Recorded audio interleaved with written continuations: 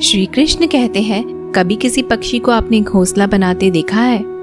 अथक परिश्रम करके तिनका तिनका बटोर कर वह पक्षी अपना घोंसला बनाता है, अपनी संतान के लिए एक सुरक्षित घर बनाता है।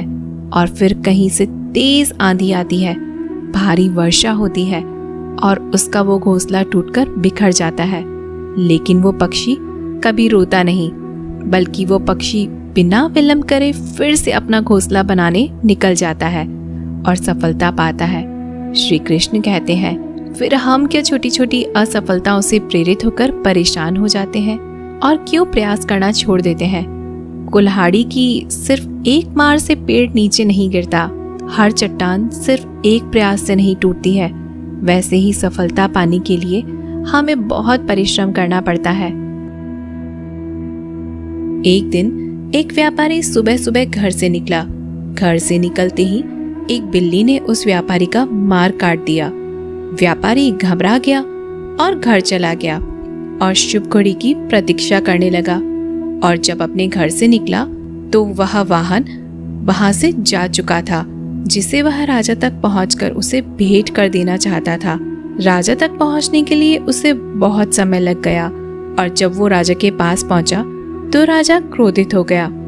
उसने उस व्यापारी का व्यापार बंद करवा दिया। इस कारण व्यापारी क्रोधित होकर घर गया और अपनी पत्नी से लड़ बैठा। पत्नी अपने बच्चों समेत अपने मायके वापस चली गई और उस व्यापारी के जीवन में यदि कुछ रह गया था तो वह था केवल अंधकार।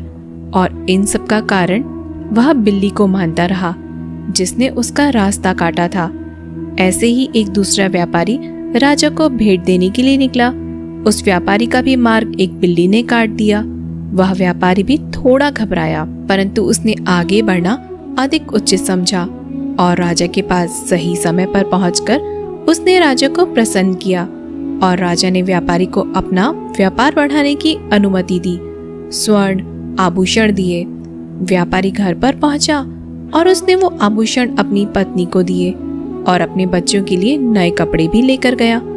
उसके घर के चारों तरफ प्रसन्नता थी। इन दोनों व्यापारियों के साथ एक ही घटना हुई, परंतु दोनों की प्रतिक्रियाएं अलग अलग थी। ऐसा हमारे जीवन में भी होता है। हमारे जीवन में भी कई समस्याएं आती हैं, परंतु उससे कई अधिक महत्वपूर्ण हमारी प्रतिक्रिया है और हमारी सोच का प्रभाव है, क्योंकि यही हमारे जीवन को आकार देती है। इसलिए अपनी सोच को सकारात्मक रखिए, आपका जीवन सदैव आनंदमय रहेगा। श्री कृष्ण कहते हैं कि क्या आपने कभी ब्रह्म मुहूर्त में जगकर देखा है? अगर नहीं तो एक बार जरूर जगकर देखिए। संध्या होने के पश्चात जब रात्रि का अंधकार सारे संसार को धीरे धीरे अपने अंधकार में निकलने लगता है, तो यही अंधकार ब्रह्म मुहूर्त में घोर होने से अधिक पूर्व तनिक अधिक काला हो जाता है। हमारे जीवन में भी कुछ ऐसा ही होता है।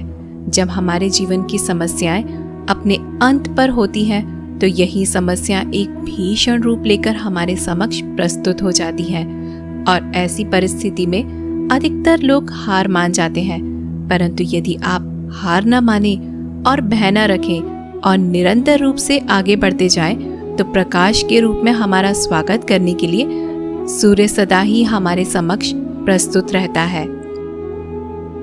श्री कृष्ण कहते हैं कि हमारे जीवन में मित्र और शत्रु सबसे बड़ा महत्व रखते हैं। यदि गंभीरता से सोचा जाए तो ऐसा कोई क्षण नहीं होता जब हम अपने मित्रों के बारे में न सोचते हो या फिर अपने शत्रुओं के बारे में न सोचते हो।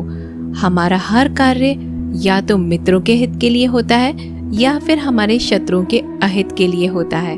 हम हर स्थान या तो अपने मित्रों के साथ होते हैं या फिर अपने शत्रुओं के साथ। कोई नहीं चाहता कि उनका शत्रु प्रसन्न रहे। हर कोई अपने शत्रु को नष्ट कर देना चाहता है और ऐसा करने के लिए वो हर संभव प्रयास करता है। उसे आर्थिक, मानसिक और शारीरिक हानि पहुंचाने का प्रयास करता है।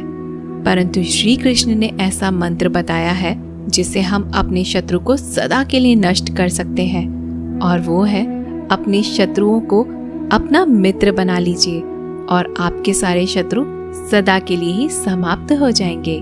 दोस्तों, हम आशा करते हैं कि आपको यह वीडियो ज़रूर पसंद आई होगी। अगर आपको यह वीडियो अच्छी लगी हो तो वीडियो को लाइक करके हमें ज़रूर से बताइएगा, और अगर हमारे चैनल पर नए हो तो हमारे चैनल को सब्सक्राइब ज़रूर से करिएगा। दोस्तों, मिलते हैं अगली वीडियो में। तब तक के लिए धन्यवाद।